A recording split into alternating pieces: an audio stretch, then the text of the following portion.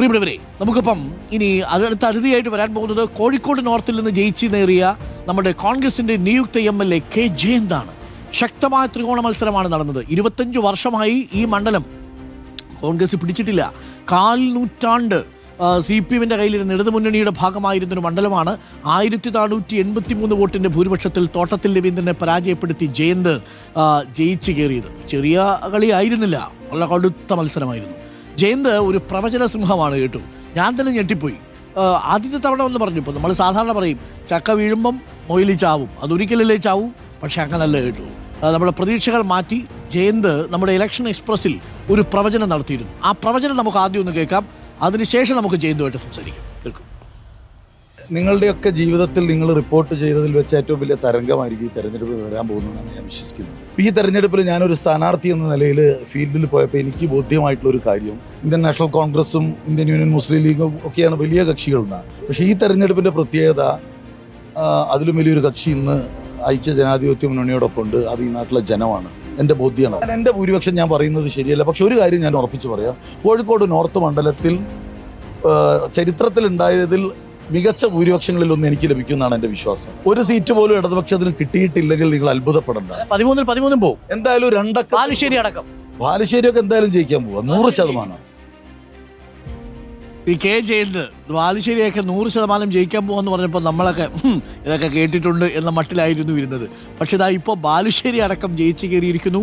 തൃക്കരിപ്പൂരും തളിപ്പറമ്പും പയ്യന്നൂരും അടക്കം ഇളകിയിരിക്കുന്നു എന്നുള്ളതാണ്. നമുക്കിപ്പം ശ്രീ കെ ജയന്ത് തത്സമയം ചേരുന്നുണ്ട്. Shri K Jayant, very good morning, congratulations. Very good morning doctor Arun. Thank you. Shri K Jayant, നമ്മുടെ ഈ കാണിപ്പയ്യൂരിന്റെ പണി കളയൂ.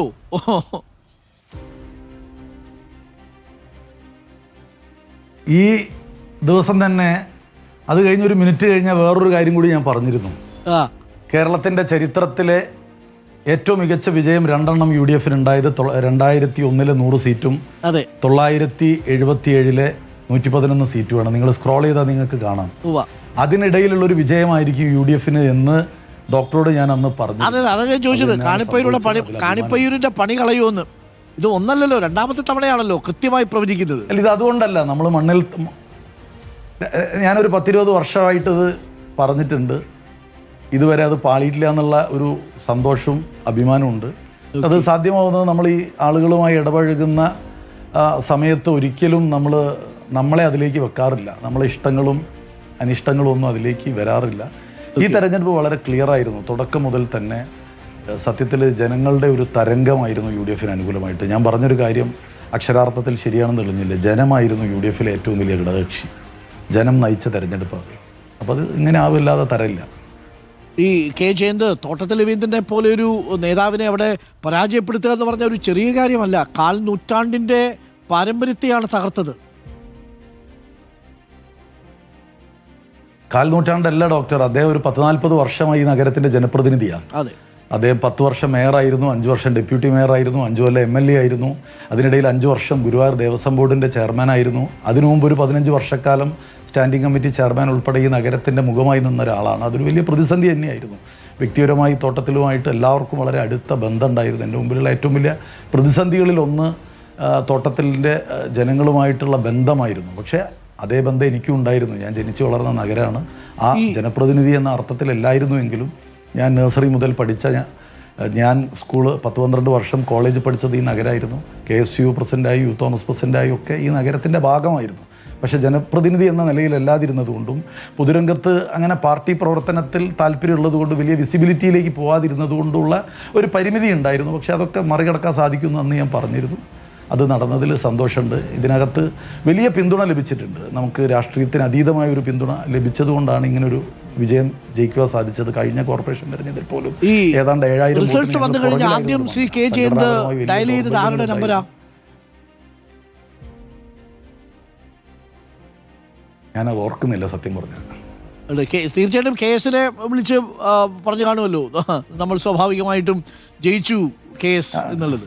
തീർച്ചയായിട്ടും യഥാർത്ഥത്തിൽ KS-നെ ഇങ്ങോട്ട് വിളിക്കുകയായിരുന്നു ഉണ്ടായത്. കാരണം ഞാൻ കൗണ്ടിങ് സ്റ്റേഷനുള്ളിലുള്ളപ്പം ആയിരുന്നു വന്നത്. പിന്നീട് ഞാൻ തിരിച്ച് പുറത്തിറങ്ങി വിളിക്കാൻ പോകുമ്പോൾ വീണ്ടും അദ്ദേഹത്തിന് ഗവൺമെൻറ് വിളിച്ച് കൊടുക്കുകയുണ്ടായത്. വലിയ സന്തോഷമായിരുന്നു, പുള്ളിക്ക് വലിയ അഭിമാനമുണ്ട്. 15 കൊല്ലം മുമ്പ് അദ്ദേഹം 2011 എന്നെ ഇവിടെ സ്ഥാനാർത്ഥിയാക്കുന്നതിന് വേണ്ടി വളരെയേറെ പരിശ്രമിച്ചിരുന്നു. പക്ഷേ അതൊരു ചെറിയ ഇതിൽ അന്ന് മാറിപ്പോയി. ഞാൻ അന്ന് youth Congress president KP secretary ആയ അന്ന് രമേശ് ചെന്നിത്തല പ്രസിഡന്റ് ആയിരിക്കുന്ന കാലഘട്ടമായിരുന്നു. ഈ KJ ഒരു പൊളിറ്റിക്കൽ സ്കോളർ കൂടിയാണെന്നാണ് ഞാൻ മനസ്സിലാക്കുന്നത്. കാര്യം ഒരു മണ്ഡലത്തെക്കുറിച്ച് കൃത്യമായി പഠിക്കുകയും വളരെ സിസ്റ്റമാറ്റിക് ആയിട്ട് അതിനെ ആ കണക്കുകൾ കൂട്ടുകയൊക്കെ ചെയ്യുന്ന ഒരാളാണ്. ഈ മണ്ഡലത്തിൽ ഇറങ്ങി പ്രവർത്തിച്ചപ്പോഴേ ഈ പാർലമെന്ററി രാഷ്ട്രീയത്തിൽ അത്ര വിസിബിലിറ്റി ഇല്ലാതിരിക്കുമ്പോഴും ഈ ഘടകങ്ങൾ എങ്ങനെയൊക്കെയാണ് അനുകൂലമാകുന്നതെന്നാണ് മനസ്സിലായത്. എവിടെ മുതൽ ഏതൊക്കെ വിഭാഗങ്ങളാണ് ഇടതുമുന്നണിക്കെതിരെ ഇത്ര ശക്തമായൊരു തരംഗമായി മാറിയെന്നാണ് അങ്ങ് മനസ്സിലാക്കിയത് ആ ഫീൽഡിൽ ഇറങ്ങുന്ന സമയത്ത്? ഇതിൽ ഞാനൊരു കാര്യം ഞാൻ നിങ്ങളോട് ആദ്യമേ പറയാം. നമ്മൾ ഒരിക്കലും ഇതൊരു മതത്തിൻ്റെ ബ്രാക്കറ്റിൽ ഈ തെരഞ്ഞെടുപ്പ് വിജയത്തെ നിങ്ങൾ കാണരുത്. ഞാൻ നേരത്തെ നിങ്ങളുടെ ചർച്ചയിൽ തന്നെ KC വേണുഗോപാലും പിന്നീട് കുഞ്ഞാലിക്കുട്ടിയും പറയുന്നത് ഞാൻ വളരെ ഗൗരവത്തിൽ കേൾക്കുകയായിരുന്നു. എൻ്റെ ചിന്തകളായിരുന്നു അതും. മലപ്പുറത്ത് ജോയ് ജയിക്കുന്നു. കുറേ കാലമായിട്ടുള്ള ഒരു നാരേറ്റീവാണ് അവിടെ പൊളിച്ചെഴുതപ്പെട്ടത്. കാരണം മഹാഭൂരിപക്ഷം ഏതാണ്ട് 80% ഇസ്ലാം മത വിശ്വാസികൾ ജീവിക്കുന്നൊരിടത്ത് 1% പോലും ക്രിസ്ത്യൻ വോട്ടർ ഇല്ലാത്തടത്ത് ജോയ് 10,000 വോട്ടിന് 3-4 തവണ MLA ആയ ജലീലിനെ, മന്ത്രിയായിരുന്നു ജലീൽ. സുധീർ ഷാ തിരുവനന്തപുരം ജയിക്കുന്നു. ഷിയാസ് കളമശ്ശേരി ജയിക്കുന്നു, കൊച്ചി ജയിക്കുന്നു. ഫാത്തിമ താഹലിയ പേരാമ്പ്ര ജയിക്കുന്നു. ഇതൊക്കെ കൊച്ചി ജയിക്കുന്നു. ഫാത്തിമ താഹലിയ പേരാമ്പ്ര ജയിക്കുന്നു. അപ്പോൾ ഇതൊന്നും ഒരു മതത്തിൻ്റെ ബ്രാക്കറ്റിൽ ഇടാൻ പാടില്ല. ഇത് കോൺഗ്രസിൻ്റെ ഹിസ്റ്ററി നിങ്ങളൊന്ന് ബാക്കോട്ട് പരിശോധിച്ചാൽ 91% ഹിന്ദുമത വിശ്വാസികളുള്ള പോണ്ടിച്ചേരിയിൽ MOH ഫാറൂഖിനെ മുഖ്യമന്ത്രിയാക്കിയ പാർട്ടിയാണ് കോൺഗ്രസ്. ശിവസേന ബാൽ താക്കറെ അതിൻ്റെ നല്ല നാളുകളിൽ വലിയ രീതിയിൽ വിഭാഗീയമായ പ്രചരണം നടത്തുമ്പോൾ അബ്ദുറഹ്മാൻ അന്തുലയെ മുഖ്യമന്ത്രിയാക്കിയ പാർട്ടിയാണ് കോൺഗ്രസ്. രാജസ്ഥാനിൽ, ബീഹാറിൽ അതൊക്കെ നമ്മൾ ചരിത്രത്തിൻ്റെ പുറകോട്ട് സഞ്ചരിക്കാത്തതുകൊണ്ടാണ്. അപ്പോൾ കോൺഗ്രസ് അതിൻ്റെ യഥാർത്ഥ ട്രൂ സെക്കുലറിസത്തിൽ നിന്നുകൊണ്ടാണ് ഇക്കാലം അത്രയും പ്രവർത്തിച്ചിട്ടുള്ളത്. നാളുകളിലും ആ രീതിയിൽ നിന്നൊന്നും കോൺഗ്രസ് വ്യതിചലിക്കാൻ പോകുന്നില്ല, UDF വ്യതിചലിക്കാൻ പോകുന്നില്ല. ജനം ഇതിനകത്ത് നേരത്തെ ചോദിച്ച ചോദ്യത്തിൻ്റെ ഉത്തരത്തിലേക്ക് വരികയാണെങ്കിൽ എല്ലാ വിഭാഗം ജനങ്ങളും ഉണ്ടായിരുന്നു. അതിനകത്ത് ഏതെങ്കിലും ഒരു മതത്തിലോ ജാതിയിലോ ഒന്നും പെട്ട ആളുകളായിരുന്നില്ല. മനുഷ്യരൊന്നടങ്കം ഇത് മാറണമെന്നുള്ള തീർച്ചയായും ഒരു അഹന്തക്കെതിരെ സത്യത്തിൽ ഞാൻ വേറൊരു ചർച്ചയിലും ഞാൻ പറഞ്ഞിരുന്നു, പിണറായി വിജയൻ കുറേ കൂടി ഞങ്ങളെ പണി എളുപ്പമാക്കിയത്. കാരണം കേരളം മുഴുവൻ ഹോൾഡിങ്ങുകൾ വെച്ചു, 1000 ഹോൾഡിങ്ങുകൾ. എനിക്ക് ഏറ്റവും വലിയ പ്രതിസന്ധി നഗരമണ്ഡലമായതുകൊണ്ട് ഓരോ മുട്ടിനും മൂലയിൽ പ്രതിസന്ധി ആയിരുന്നില്ല. നമ്മളെ ചർച്ചയിൽ തെരഞ്ഞെടുപ്പ് അവലോകനത്തിൽ വന്നപ്പോൾ ഞാൻ പറഞ്ഞു കുറേ കൂടി പിണറായി വിജയൻ്റെ വോട്ട് വെക്കാൻ സഹായിച്ചാൽ നല്ലതായിരിക്കും എന്നായിരുന്നു എൻ്റെ അസസ്മെൻറ്റ്. കാരണം എന്തുകൊണ്ട് ഈ ഗവൺമെൻറ് മാറണം എന്നുള്ളതിന് ജനങ്ങളെ സംബന്ധിച്ചിടത്തോളം പിണറായി വിജയൻ ഭരണത്തിൽ നിന്നും മാറണം എന്നുള്ളതായിരുന്നു അവരുടെ ആദ്യത്തെ ആവശ്യം. എനിക്ക് ഫീൽ ചെയ്തതാണ് ഗ്രൗണ്ടിൽ നിന്ന്. ഞാൻ നിങ്ങളുടെ സുഹൃത്ത് നികേഷുമായിട്ട് ഒരിക്കൽ സംസാരിച്ചപ്പോൾ ഞാൻ പറഞ്ഞത് ഇതിനകത്ത് ജനത്തിന് പിണറായി വിജയനെ മാറ്റി രണ്ടാമതായിരുന്നു ഇടതുമുന്നണി. ഇടതുമുന്നണിയൊന്നും ഇവിടെ തകരാൻ പാടില്ല എന്ന് വിശ്വസിക്കുന്ന ആളുകളാണ് ഞങ്ങളൊക്കെയും. കേരളത്തിൻ്റെ ബാലൻസ് ഇങ്ങനെ തന്നെ പോകണം. പക്ഷേ പിണറായി വിജയൻ കേരളത്തിൻ്റെ ഇടതു സ്വഭാവത്തെ അപ്പാടെ തകർത്ത് ഒരു ഏകാധിപത്യ ശൈലിയിലേക്ക്, ഒരു കോർപ്പറേറ്റ് വൽക്കരണത്തിലേക്ക് ഈ പാർട്ടിയെ മാറ്റി. പിണറായി വിജയൻ അതിൻ്റെ CEO ആയി എന്നുള്ളതാണ്. അപ്പോൾ അതിനെതിരെ പാർട്ടിയുടെ കലഹമാണ്, പാർട്ടിയുടെ ആന്തരികമായ കലഹമാണ് പയ്യന്നൂരും തളിപ്പറമ്പിലും കേരളത്തിൽ ഒന്നാകെ കണ്ടത്.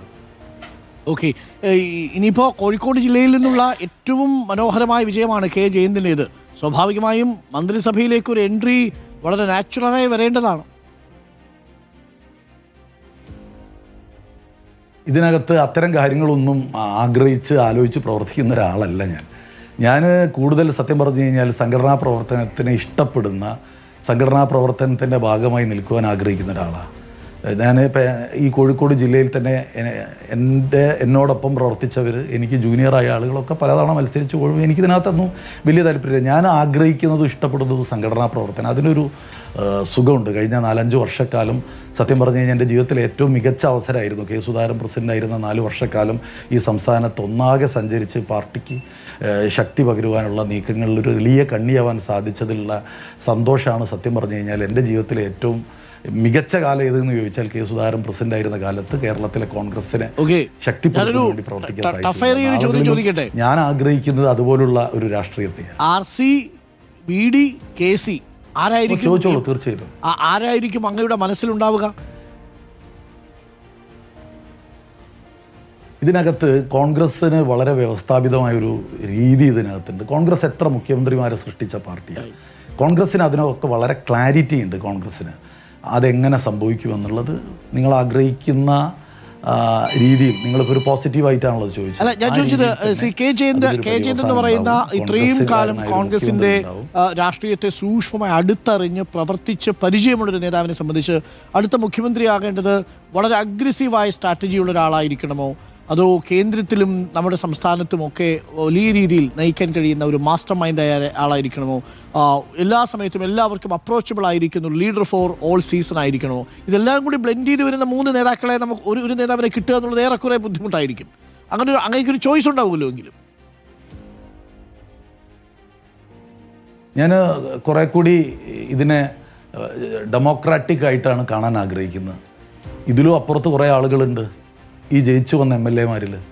കോൺഗ്രസ് നേതൃത്വം കൊണ്ട് സമ്പന്നമായൊരു പാർട്ടിയാണ്.